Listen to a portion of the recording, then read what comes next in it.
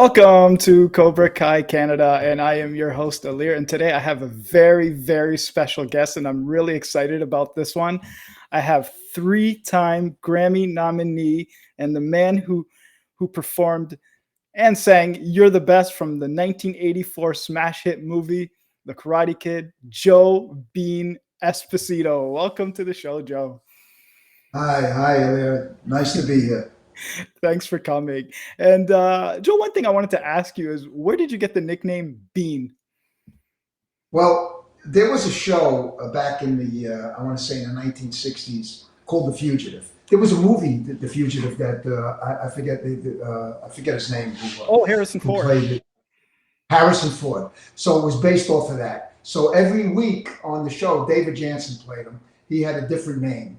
So I went into my friend's candy store one day fooling around, and I said, "Hi, my name is Joe, and I'm looking for a job." They said, "What do you do?" I said, "Well, I can make hamburgers and sodas and stuff like that." They said, "What's your name?" There was a girl in my school named Wilhelmina Bean. I always thought that was a funny name. I said, "My name is Joe Bean." Everybody started laughing. I was around, I want to say 14 years old, and right then I said, "I'm going to be Joe Bean now for the rest of my life." Because everybody has a nickname in Brooklyn. Right. So I nicknamed myself Bean. Now, the reason why I use that, there's another Joe Esposito that was with Elvis Presley. So when you go to Screen Actors Guild or after, he got there first. You can't have two people with the same name because of royalties. So I use Right. Joe Bean. And Oh, that's the wow. story. Now let me ask you this. Now, this girl that you got the nickname from, have you ever like contacted her or reached out to her during the years or anything like that? No, I was in grammar school with her. So Wow. there were two names. There was Wilhelmina Bean and another kid named Alvin Crump. And I never forgot those names because I thought they were such odd names. But I'm tied to Wilhelmina Bean for the rest of my life. That's definitely a unique story. I like that one. And so now you're a native New Yorker, born in the Bronx, Yes. but grew up in Brooklyn. What was your childhood upbringing like? Well, it was great. This it was where I come from. Just in Brooklyn, there was 6 million people alone, just in the Jeez. borough of Brooklyn. So, I mean, besides sports, you had all different ethnicities. You had black, white, German, Irish, Jewish, Polish, anything Albanian, anything Yeah. you can think of was there in New York. So it was a mix of everything. And on the street corners growing up, there were a lot of singing groups. They used to sing doo-wop because when I Oh, was a kid, it wow. was doo-wop, like in the late 50s, early 60s. Mhm. So that's how I started singing on the street corners, and it evolved into where I am now. It's a long story, but yeah, it was just, it's a great place to grow up. It's funny you bring up doo-wop because one movie that pops in my head when you mentioned doo-wop was, I don't know if you've watched this movie. Robert De Niro directed it, A Bronx Tale. Of course, yeah. And Yeah, there's some doo-wop in it, yeah, you and that's know. why it just like popped You in my have the head. flamingo singing "I Only Have Eyes for You." There's Yes. a street corner group singing some harmonies without music. It's called a cappella. Yeah, so Yeah, yeah, absolutely. that's a phenomenal movie. So what I wanted to ask you is, what made you want to pursue a career in music? How did it start for you? Well, when I was a kid, first of all, when we would sing on the street corners, we would attract girls. And, as 15s, I was like, That's great. oh, girls like this. So, you could sing, you could dance. And then it evolved. I was with Eddie Hawkinson Mhm. and his brother, and we had a band and we played in clubs in Brooklyn for years. And then later on, Bruce Sedano, who eventually married Donna Summer, Mhm. we went to LA and we got a record deal. We became the Brooklyn Dreams. But it started back in Brooklyn. And there was this one club that we played in called the Half Inn that Charlie Midnight came out of, Oh and wow, also Peter Criss from Kiss. We wow. all played in this club. I didn't know them. I knew Charlie Midnight, but I didn't know Peter Right. Criss. But we all came out of this one club. But Charlie Midnight became pretty famous. He wrote "Living in America" with Dan Hartman for Yeah. James Brown, and he's written James for Brown. Joe Yeah. Cocker and a lot of different people. And Wow. we knew each other back then, so pretty interesting. That is interesting. Wow. And Donna Summer now, like she had a successful career. She passed away in 2012. Am I right? Yes, May 17th. Yes. Yeah. And you had a few like collaboration songs with her as well, right? Yeah. Now, in 1976, when the three of us went to California, we met her at Susan Mineo Hmm. who worked for Casablanca Records, the label that Donna was on. Right. And one day Donna pulls up in a car and comes and meets us and really gravitates to the three of us. And of course, she eventually married Bruce, but we were all on the same label together. And we were doing our album, and of course, Donna was very successful at that point. Yeah. And then Donna was going on tour, and she wanted us to go on tour with her, and that's how that started. And Wow. then Neil Bogart, the president, when she recorded MacArthur Park, it broke down, and on the album it broke down into this other little they call it a suite, and it was Heaven Knows, and he said that's a hit record, and I guess Giorgio Moroder and Donna had this idea to do it as a duet, and they asked me to sing it, and it became a hit record, and then we wrote Bad Girls Oh together, yeah, I know that and song. yes, and we wrote that in about 10 minutes, I think. A Really? brilliant Donna Summer, yeah. And Bruce was started playing "Who's That Lady," and she goes, "I got this idea. I want to write the song about ladies of the night." And she started singing "Bad Girls Talk," and we were throwing her lines. And she goes in and does the demo, and they're not even thinking about it. It goes on a shelf for like a year and a half. They needed one more song for her album, and the engineer says, "What about that song, Bad Girls?" And it becomes the title of the album and one of her biggest songs ever. Thank you, God. And I'm telling you, and that's how it happened. Unbelievable. Man, I love hearing like these stories, especially from like that time and era, because completely different from from Yeah. today. So Yes, now absolutely. let me ask you this, Joe. Was there anyone in particular that you wanted to collaborate with and never got the opportunity? Oh, there were a few people. I remember meeting Bobby Womack, Hmm. who I thought was a great songwriter. He wrote the first hit for the Rolling Stones, "It's All Over Now," Yeah. and just a great songwriter. Never got a chance to write with him. Uh, I met Marvin Gaye a few times, Oh wow. and yeah, I mean, I would have loved to collaborate with him. Wow. Uh, Yeah, there's so many people I would love to collaborate with. But you know what? I used to write songs with Bruce, and sometimes we still do, and Eddie, and of course Donna, and that was good enough for me because we've been writing songs for so long and for so many years, and couldn't get arrested in New York. When we went to California, everything changed.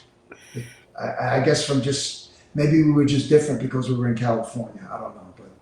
Yeah, Yeah, pretty East impressive. Coast, West Coast, completely different. Yeah, different styles. Sometimes when you pick up and you go, and I was scared to death driving out to California because I even Really? myself drove out.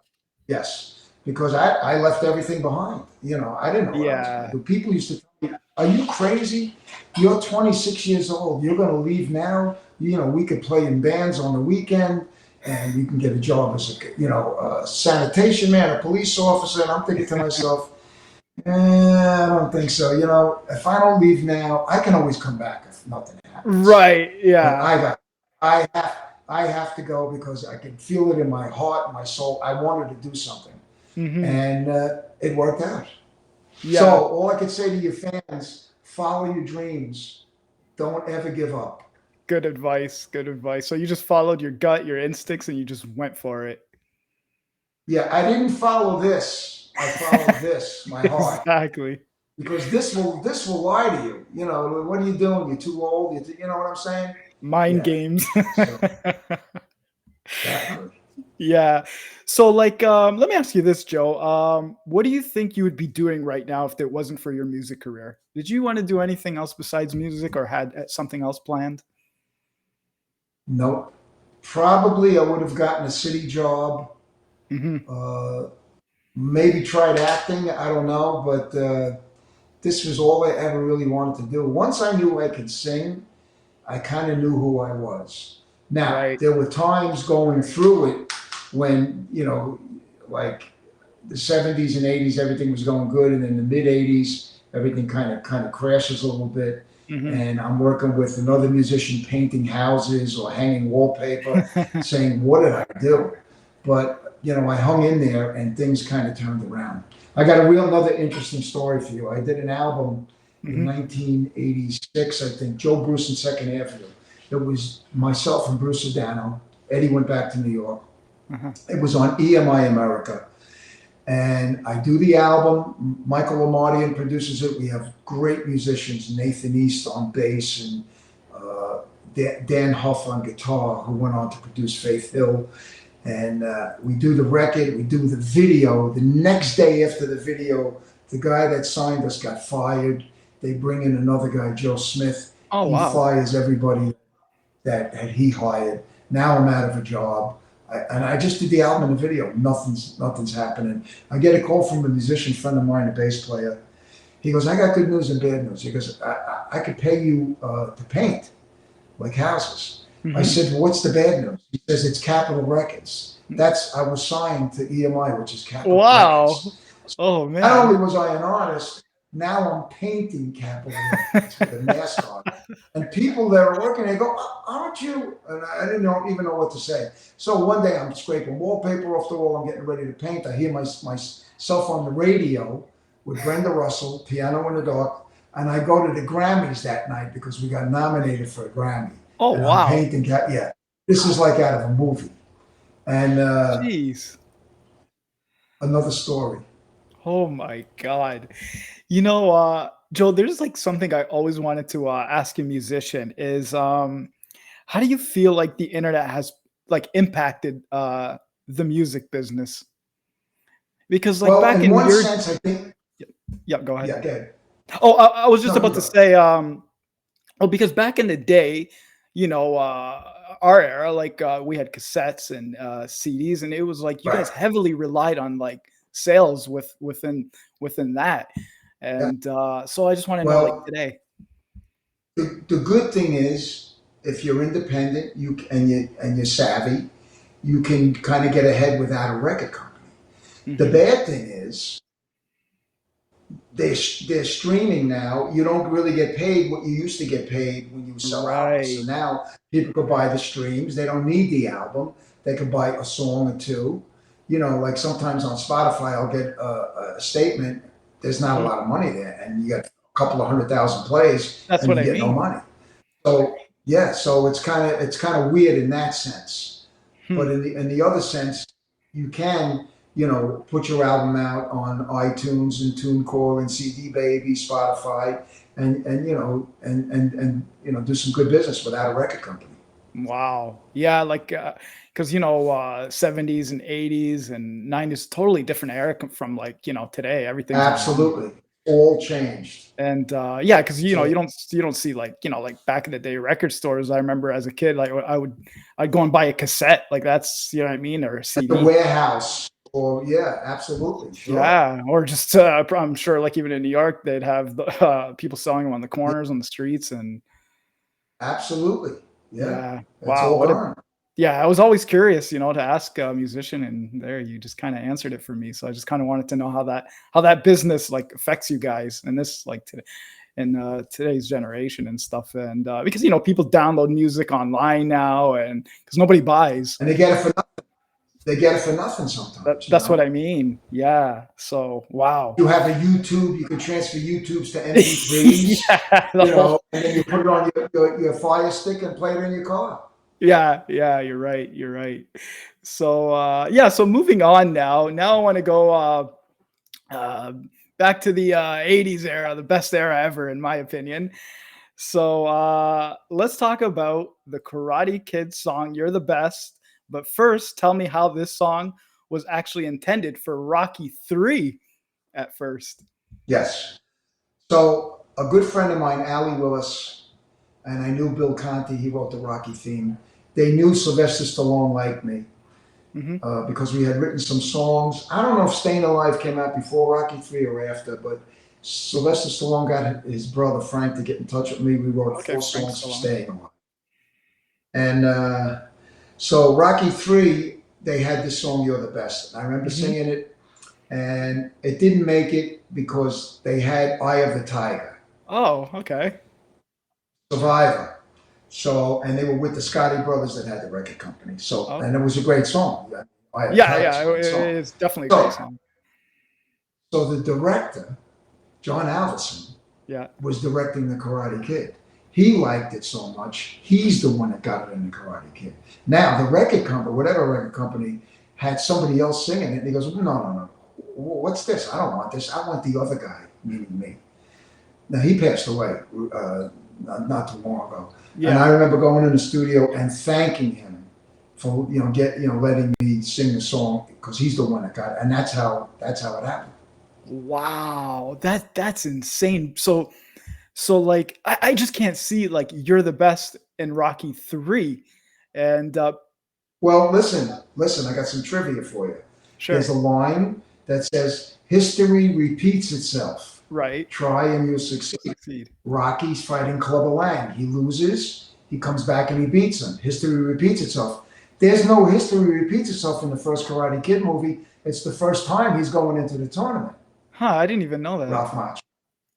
Yeah, right? Huh. Because Miyagi trains him because he's getting bullied. Yeah. He gets he gets into the tournament and then he wins. That's the first time. At the El Valley. So, and that's wow. Adam Carolla on his radio show once said, that song doesn't make any sense. I don't know how he get into the Karate Kid. History repeats itself. I called in and said, if you want to know the trivia, talk to me. And they called me and I did an interview, and then they were like, oh, that's how it happened. They didn't know it was from Rocky 3. You see? Huh. So yeah, that's crazy because Avildsen, Rocky 1, he did Rocky 1. And yes. So did he also do like Rocky 3? Was he also? I'm not sure if he did Rocky. I know Stallone did Rocky 2. Yeah. I think. I'm not sure. You'd have to check it out and Google it and see what. Yeah. But I know he liked this. He might have done Rocky 3, and then he put it in a Karate Kid. Yeah, just because I'm not sure what year Rocky 3 is. I watched the movie. I recall everything. I know what part you're talking about. It's like when Rocky, he lost to Clubber Lang, and his manager dies that same night in the dressing room or whatever. And Apollo Creed trains him, and he beats Clubber Lang in a rematch for the championship. Exactly. Yes. Yeah. Exactly. Yeah. So yeah. Okay. Wow. I didn't know that, but that's interesting. So now this song, You're the Best, is so iconic. It has been on TV shows, video games, other films, and even a Super Bowl commercial. How do you process all this? Yes. I don't even know what to say. I get a call one day from Screen Actors Guild we want to use your song in a commercial, an E-Trade commercial. Okay. Send me the paperwork. I sign the paperwork. I send it in. Months go by. I hear nothing. Then I get another commercial that I'm in called Keeper. It's a password protection program that I'm in the commercial. They fly me to, this is during the pandemic. I do it. It comes out not on TV, but on the internet. And I'm like, okay, great. Right. And I remember saying to my wife, whatever happened with the E-Trade commercial? Nothing happens. All of a sudden, I'm watching the Super Bowl. I almost fell off the couch. Yeah, I see the kid doing this and that's where it previewed at the Super Bowl. And then everybody's calling me. My grandkids are calling me. My kids, it's been in the Super Bowl. I'm like, okay, I'm happening again for a minute, And that's kind of how it happened. Geez, like when I think of that song, Joe, like I still remember as a kid popping in the VHS tape, playing it, and I would literally fast forward to the All Valley scene and that song, and I literally got goosebumps, and I just I lost my mind as a kid. It's just it's like, think about it, like every movie you think, like for example, like Back to the Future, you think of The Power of Love from Huey Lewis. Exactly. The song it becomes iconic because of the movie, because of Miyagi, and what it is, Daniel's son. It's like the underdog, and it just catches on, and people relate to it, and it becomes a thing. It just becomes a thing. So it's I don't know what to say, but I'm very grateful that I was able to do that, because there were some other songs, the Time of Your Life song that was in Dirty Dancing. Right. originally Jimmy Ienner, who was my first record company president, Hmm. had thinking of Donna and myself to sing that song. Right. And Donna passed on it because of the title of the movie. Oh, And then they got Bill Medley and Jennifer Lawrence. yeah. So they were, and then I also had a shot at Everything I Do, Thief of Hearts, the Robin Hood movie, the Bryan Adams song. Yeah. Everything I do, I do. I had a shot at that too. I wrote a different lyric to it, and it didn't pan out. So sometimes things don't pan out, and then the ones that do, you're like, okay, you know what I mean? Wow. Yeah. I got a lot of trivia over the years, a lot of stuff that I didn't get, and some stuff, and some great story. I should write a book, actually. I think you should too. I would definitely pick that up because you seem to have like a lot of stories. I got a lot of stories. Yeah, Yeah. But like going back to the You're the Best song, like especially people that grew up yeah, in that era and and heard that song just like lost their mind completely. And right away, like when you hear that song, what do you think? You think of the Karate Kid and the All Valley scene right away, and you think of Joe yeah, Esposito who yeah. played it. It's it's Right. it's that's how iconic it is. And it's funny because now because of Cobra Kai, it's reemerged again. Yes. Yeah. Now I just so I got friendly with the creators, and I did that show, and so I wrote another song called "Stand Up," but from Johnny's perspective, Right. and they may use it in season 6. We were talking about it this morning. I was talking with Zach and Mhm. John. I mean Josh. So possibly they're trying to find a spot for it because they just finished season 5, and I think there's going to be a season 6. So we'll see what happens. Yeah, yeah, like they keep everything like pretty like down low and stuff like that. And Yes. yeah, fair enough. Actually what I wanted to ask you is like what are your thoughts of the Cobra Kai show? Have you like kept up with it up to season 4? Have you watched all seasons? Yeah, I think it's really good. You know, it's fun. They don't take themselves too seriously, Yeah. and it's got a life to it. You know, so yeah, I'm happy for them. Yeah, I love it. You know, just to bring something back from the Karate Kid movies and a continuation on how they brought it up today. If Pat Morita was alive, Yeah, forget it. yeah, it would have been. Miyagi, Yeah, it's it crazy. would have been Yeah, that yeah, much. Pat Morita, Yeah, what a legend. but they do very good. The acting is good. You know, Mhm. they're very talented. You Yeah, know, it's cool so to yeah. see like William Zabka and Daniel Ralph Macchio. Like, I wonder what their like thoughts were when they got the script and the creators of Cobra Kai like came up to them and hey, like what do you guys think of this? And they were on board right away, as you can see. So I should have asked them, but if they may because of what happened in on May 5th at the Microsoft Theater, mhm. they're thinking of taking that on the road. Mhm. So, and I think they were pretty impressed with what I did. So, if I I was ever get a impressed. chance, I will ask them. What did you think? Definitely. About this because it's kind of resurrected their careers. Oh, And completely. for some of these newer kids, like some of the Tanner, the younger kid, and I Yep. forget the other kid's name. Yeah, it's giving them a Mhm. career. Yeah, yeah, it's crazy, and it's funny because like today's generation, even the cast members that were on the show, because I've interviewed a few of them, and I always ask them, I was like, "Were you guys familiar with the Karate Kid movie?" And some of them were like, "Well, we got cast, we were filming, then we went back and watched the Karate Kid movies and learned the history." And so yeah, so it's revamped itself, it's back, and it's stronger than ever. So. Uh, when the first season came out, Mhm. they had it on a Tuesday night here, and at certain select theaters all over the country. The first Karate Kid movie and 2 episodes of Cobra Kai. Now, I never saw the first Karate Kid movie in the movies. Okay. So I went with my wife and we watched it, and it was pretty impressive, especially the song when it came on in the movie theater. I was like, wow, that really sounds good. Look, I never listen to myself. Really? It's like looking at, no, I never listen to myself. I do albums and stuff. I never, once in a while. No, I Wow, don't. that's interesting. Interesting. So like when you did obviously watch the movie, you hurt yourself, and that was like that was kind of it, eh?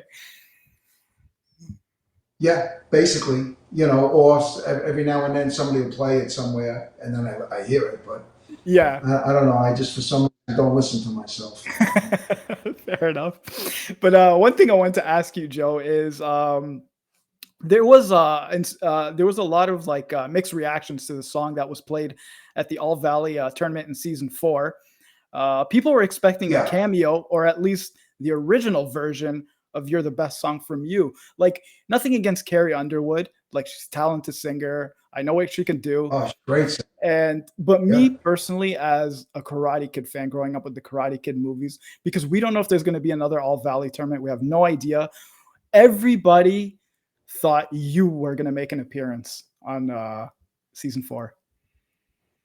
I don't know if it was between 3 and 4 when they were doing the trailer. They Mhm. had a newer version with me singing it that they must have Mhm. re-recorded over it, and it was killer. And I thought they were going to do something like that too, but it didn't happen. Everybody, So I think everybody. they were saying they're waiting. They want to wait for the right moment. Well, I was like, well, you better hurry up. I'm getting old That here. well, that's the discussion I've had with like friends and fans of the show, and I said like you cannot have a Cobra Kai without Joe Esposito singing "You're the Best," whether it's the original or you just kind of revamp it into a different, newer version or whatever. But we got to hear it. So Right. yeah, that's my opinion Do you on know that I have one. a new? I recorded a new CD. It's called the Joe Esposito Rhythm and the Rhythm and Blues. blues, yeah, Do you know Rhythm and the Blues? And we re-recorded "You're the Best." It's on there too. So, yes, and yes, I heard it. everybody can listen to it on iTunes or Spotify or whatever. Yeah, that's awesome. Just so. And yeah, so a lot of the Kai fans and obviously Karate Kid fans, we're definitely waiting for that. You're the best. Hopefully at the right time if it does happen, and eventually I it hope will. so too. Yeah, definitely long Yeah. long overdue. And so what I wanted to talk about is recently this month, you got to perform out there in LA at the Cobra Kai Live and Badass event. What was that experience like for you? Great, unbelievable. They really treated us very nice. And I tell you the truth, when I rehearsed with them, they sounded great. But when I came out and started singing, I wasn't expecting that type of response. And then through the corner of my eye, I could see Ralph Macchio and Billy Zabka, and then they were filming me and then filming the audience. So right after the guitar solo, I went out into the audience and started singing, and they were going crazy. And it Yeah. was just a great feeling because it's the whole thing just like lifted up. It was just a great thing. And then after the show, when I went to leave, they were all the fans were standing behind barriers and they were screaming, "You're the best!" And I went out and took some selfies with a few people, and it was just made me feel really good and just Well, great for the whole experience. well, Joe, I'm gonna play a little clip, and let me show you right here. Okay.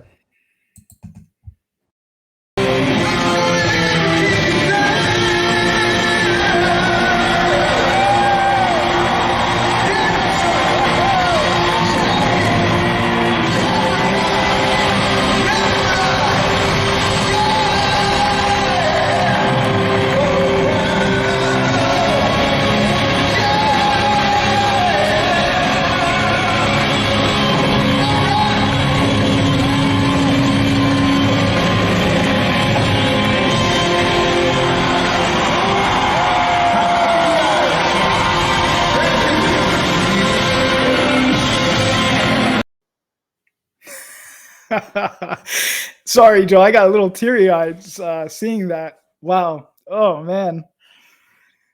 Whew.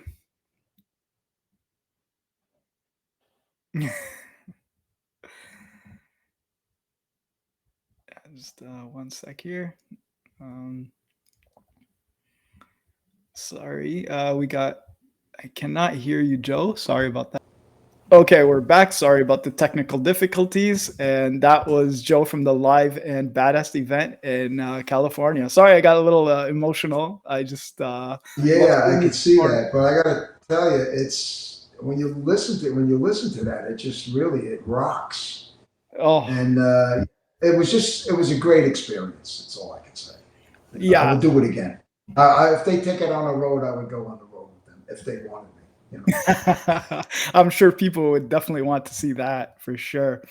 And yeah, so one thing I also wanted to ask you is you've been a huge contributor to like numerous film soundtracks, such as 16 Candles, Rocky Four, Scarface, Coming to America, and Ferris Bueller's Day Off. What has that all been like for you? It's been great. I had another friend of mine, Ira Newborn, was the music supervisor on a lot of those John Hughes films, and he would use me in some background stuff.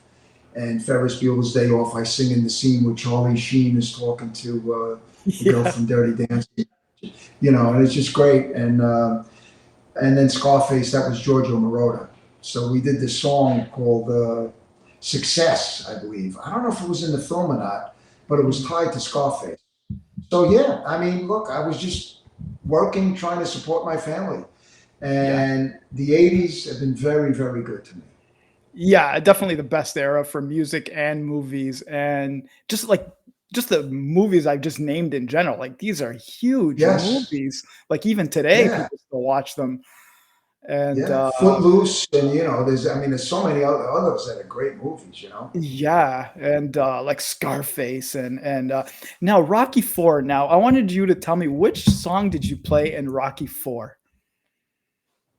which song did I play? Yeah. I well, I co-wrote "Hearts on Fire" Okay. Hearts on Fire. So that's the scene where with Rocky is Vince. training Yeah, in what was called the Soviet Union that time. yes, and Hmm. he's going to fight Drago, the Yes. Russian. Yes. So Vince DiCola and myself and another gentleman wrote the song, Hmm. and it's another inspirational song, you Hmm. know. And Vince DiCola is a great, great musician, Oh songwriter, yeah. singer, Yeah. you It's know, just on his own. So we're going to be doing on June 23rd. We're going to be doing the Troubadour in oh LA, and I'm going to go sing "Hearts on Fire" with him, and then with the really? two composers from the thing we did on May 5th. I'm going to do "You're the Best" with them. Oh wow, that's awesome. Speaking of Yeah. Rocky Four and that scene, Yes. Hearts on Fire, Yeah. a lot of people don't know this, but apparently, they were supposed to technically be in Russia while Rocky's training. They actually filmed that up Right. here in Canada. I think it was out in British Oh, did Columbia. they? Yeah. Oh, okay. So every time I Yeah. see that part in that song, I'm going to think of you now because, yeah, just because you were part of that I scene. will email. I'll get your email from you, and I will email you my version of "Hearts on Fire." Yeah, I definitely want to hear that as we were like talking before we went on air. I'd love to Yeah. hear. See, now they wanted me to sing that too, but Mhm. politically, the Scotty Brothers again had John Cafferty in the Beaver Brown band, Right. and they had him sing it instead of me. Okay. Wow, that's interesting. So now, Yeah. Joe, before like we wrap it up, now when you look at your whole music career, what do you think you're gonna like remember best about it when it's like all said and done for you? Well, I could say this. I'm glad I stuck to my guns and I followed my dream, and I got to do a lot of great stuff and meet a lot of great people. You know, meeting Donna Summer was a highlight for me and becoming her friend. Absolutely. And I met so many people through her Mhm. that it's been a whirlwind, and it's been a great ride, up and down. You know, and it's kept me humble. And I want to thank everybody that supported what I've done. That's all I can say. Absolutely. You're definitely a legend in my books, an icon. And without people like you, like, movies wouldn't be what they are today. Well, I appreciate that. Thank you. Yes, and I definitely want to thank you for that because you are like definitely part of my childhood. A lot of the songs that you've performed for the movies and stuff like that is something I just grew up with. I'll never forget, and I hope like generations to come, it'll pass on to them as well. Right. Thanks. Yeah. And so now I know you have a special treat for everybody. And you're going to play You're the Best. And I can't. I'll do a verse and a chorus. I'll do the bridge and the chorus out. How's that? Awesome. I can't believe Joe Esposito is playing You're the Best on my podcast. Oh my God. Take it easy. Try to be best because you're only a man and a man's got to learn to take it. Try to believe though the going gets rough, gotta hang tough to make it. History repeats itself, try and you'll succeed. And never doubt that you're the one. And you can have your dreams, you're the best around. Nothing's gonna ever keep you down, you're the best around. Nothing's gonna ever keep you down, you're the best around. Nothing's gonna ever keep you down.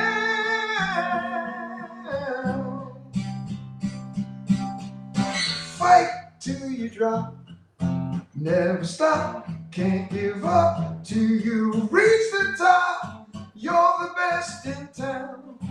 Listen to that sound, a little bit of all you got can never bring you down. You're the best around. Nothing's gonna ever keep you down. You're the best around. Nothing, you're the best around. Nothing's ever gonna keep you down. You're the best around. Oh, that was great, man. How's that for an unplugged version? Hey, that's a memorable moment for me, man. Getting me so like emotional today. Jeez. Oh, I appreciate that. That was great, man. Oh man, I'm never gonna forget this, definitely. And the best thing is, it's always gonna be on YouTube. That's Oh, that's cool. Thank you. Yeah. So Joe, I really, really want to thank you for like taking time out of your day to come here and talk with me and tell me your stories. Yes. This was just definitely legendary, and I just can't thank you more enough. Well, thank you.